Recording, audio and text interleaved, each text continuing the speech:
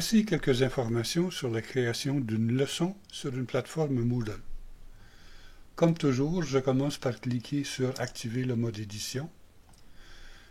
Je sélectionne « Ajouter une activité ou une ressource » et dans le cas présent, je clique sur « Leçon ». J'ajoute un nom à la leçon.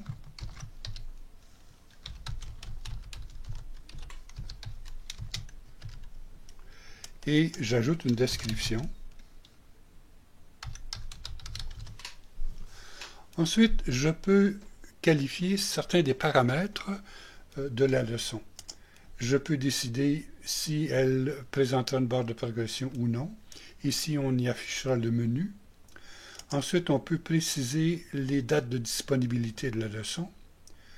Je peux décider si on permet de la relecture de la leçon par les étudiants, si on offre la possibilité de refaire une question et le nombre maximal de tentatives pour la leçon.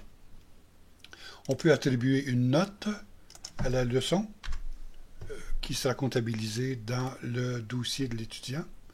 On peut assigner une catégorie et ensuite, dans les réglages courants, afficher ou non la page si elle est terminée ou non, et ensuite décider si le travail se fera en groupe ou individuellement.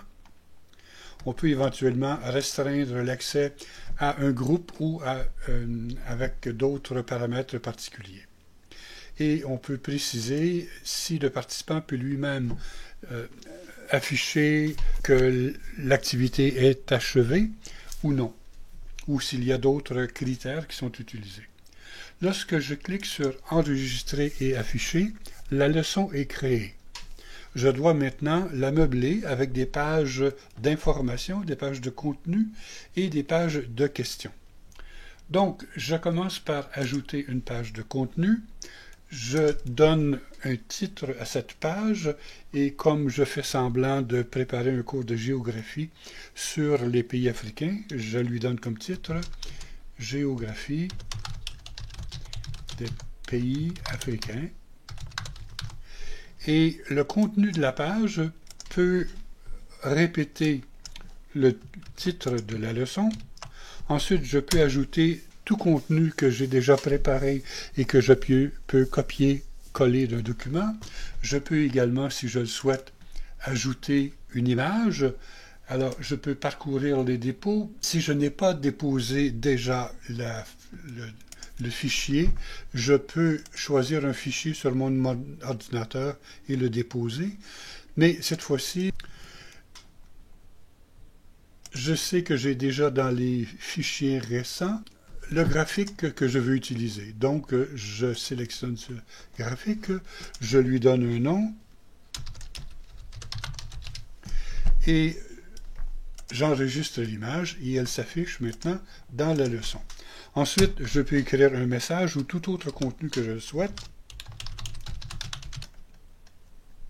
Et ensuite, j'ajoute comme contenu la consigne qu'il faut suivre pour accéder à la page suivante. Donc,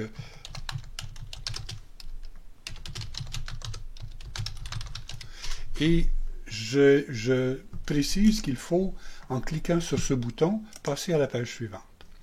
Si je clique sur « Enregistrer la page », le nom de la page et son contenu, le fait que c'est une table de contenu s'affiche. Pour le moment, le contenu de la page est replié. Je peux le déplier et voir quel est le contenu exact de cette page. Maintenant, je souhaite ajouter une deuxième page et donc après cette page, je clique sur « Ajouter une page question ». Je décide d'ajouter cette fois-ci une page avec une question à choix multiples. Je clique sur « Ajouter une page de questions ». Cette page traitera de la capitale du Bénin. Je pose la question et comme réponse 1, si c'est la réponse exacte, j'écris Cotonou. Le feedback sera exact. Cotonou est la capitale du Bénin. passer à la page suivante. Et dans le champ suivant, je propose d'aller à la page suivante. Et puisque la réponse est bonne, j'accorde un point pour la bonne réponse. La réponse 2, alors si la personne choisit par exemple Ouagadougou, ce n'est pas exact.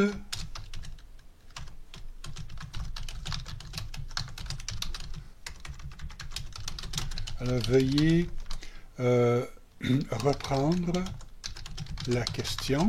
Et donc, je propose de reprendre cette page. Et je n'accorde aucun point puisque la réponse n'était pas satisfaisante. Et j'enregistre la page. Donc, j'ai maintenant ma page d'accueil, la page sur la capitale du Bénin. Je peux vérifier le contenu de cette page pour m'assurer que j'ai bien fait le travail. Et ensuite, je décide d'ajouter au bas une nouvelle page. Cette nouvelle page sera une question vrai ou faux.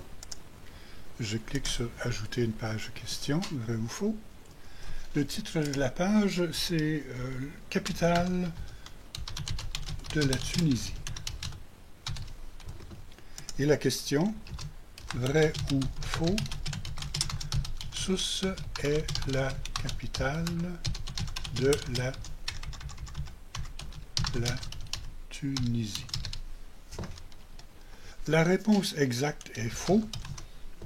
Et le feedback, c'est « Vous avez raison, Tunis est la capitale de la Tunisie. » Je propose de passer à la page suivante, puisque la question est réussie, et d'accorder un point pour cette bonne réponse. Le feedback pour la mauvaise réponse, si la personne écrit que c'est vrai, que Sousse est la capitale de la Tunisie, j'indique que ce n'est pas exact. Je pourrais décider de passer à la question suivante. Je peux aussi dire de veuillez reprendre la question.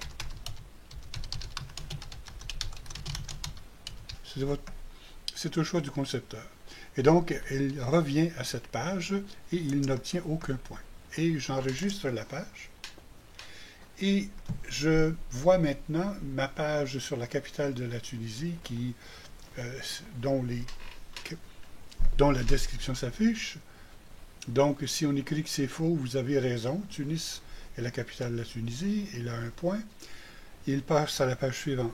Si la personne dit que c'est vrai, non, ce n'est pas exact, veuillez reprendre la question.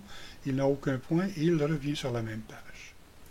Et je peux considérer maintenant que la leçon est terminée, ou bien je peux ajouter une page de contenu à la fin, que je pourrais appeler « Conclusion », et écrire ici un message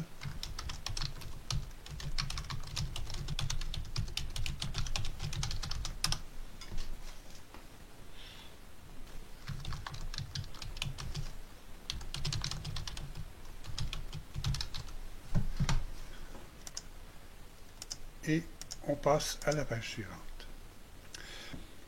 Ma leçon est terminée. Je peux maintenant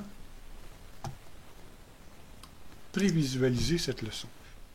La page d'accueil s'affiche. Là, on peut lire le contenu qui peut être ambitieux ou qui peut être assez limité.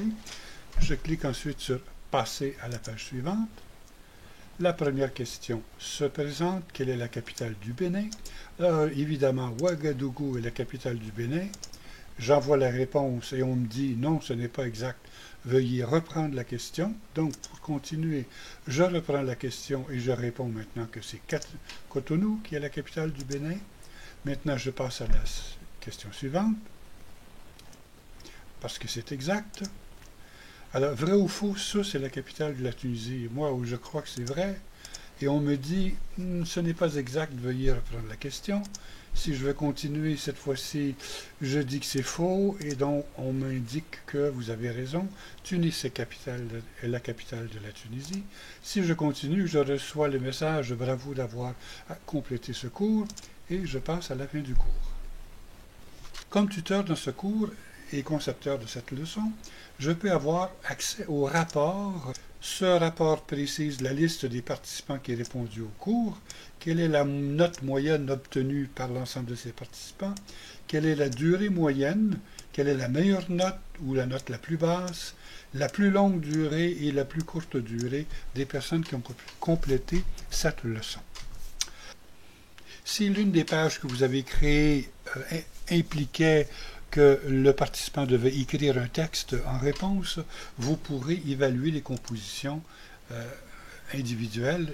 Cette fois-ci, il n'y a pas de composition dans la leçon, mais si jamais vous décidez qu'il y a une question auquel le participant doit répondre par un texte, vous devez évaluer ces compositions. Voilà le processus de base de la création d'une leçon sur une plateforme Moodle. Évidemment, cette leçon peut être enrichie avec beaucoup de contenu, avec beaucoup de questions et avec beaucoup de possibilités d'individualisation des parcours à l'intérieur de cette leçon. Et c'est quelque chose que vous pourrez explorer plus en avant lorsque vous utiliserez cette leçon dans les cours que vous concevrez sur la plateforme Moodle. Bon succès dans cette aventure.